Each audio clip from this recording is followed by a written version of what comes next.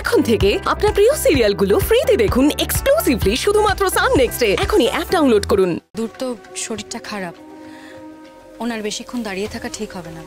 আপনি ওনাকে নিয়ে ঘরে যান। বাবা ঘরে এসো।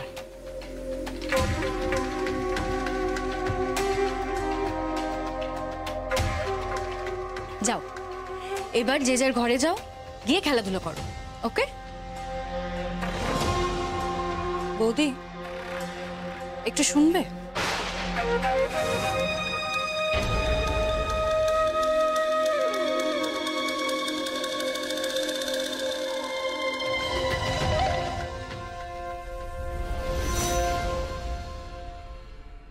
বলো ঈশা। তোমার জিনিসপত্রগুলো গুছিয়ে রাখো।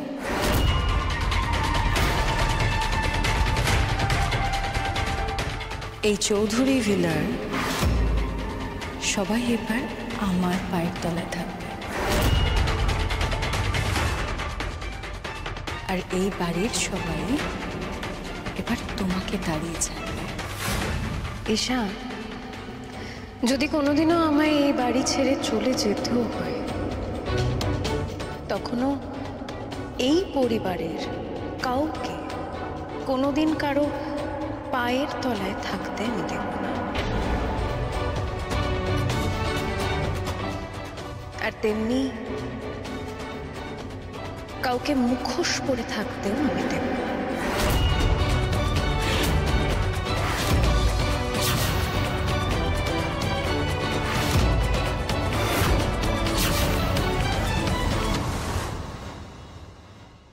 মা, তুমি এবার বুঝতে পারছো তো ঈশাকে আমরা বাড়ি থেকে তাড়িয়ে কত বড় অন্যায় করেছিলাম? পরিবারের এই বিপদের দিনে ঈশাই কিন্তু আমাদের এসে পাশে দাঁড়ালো, আমাদের বাড়ির মান সম্মান বাঁচালো। কিন্তু প্রতীক, ঈশা কি সত্যি শুধরে গেছে? না মানে আমরা তো বিনা কারণে ওকে এ বাড়ি থেকে বের করে দিইনি, একটা কারণ তো ছিলই। এটা তো মানবি ও একটা মারাত্মক অপরাধ করেছিল। মা, ও সেটা করতে বাধ্য হয়েছিল। মা, বাধ্য হয়েছিল।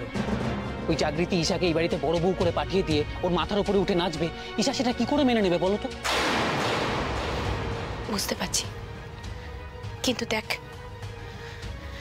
এখন তো ঈশা আমাদের বাড়িতেই থাকবে, তাই না?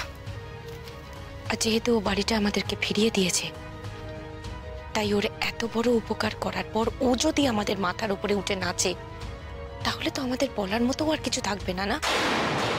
না বড়দি, তুমি তুমি প্রথমেই এমনটা কেন ভাবছো যে ঈশা আমাদের সবার মাথার উপর উঠে নাচবে? দেখো বড়দি, এর উল্টোটাও তো হতে পারে।